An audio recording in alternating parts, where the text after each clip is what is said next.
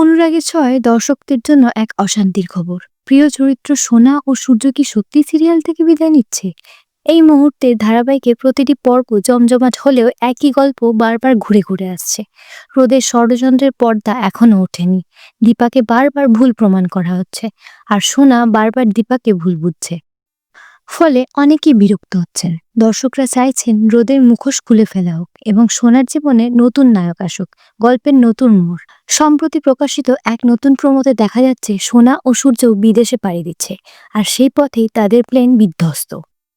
তাহলে কি সত্যিই মারা যাবে সোনা আর সূর্য? অনুরাগের ছোঁয়ায় কি শেষ তাদের অধ্যায়?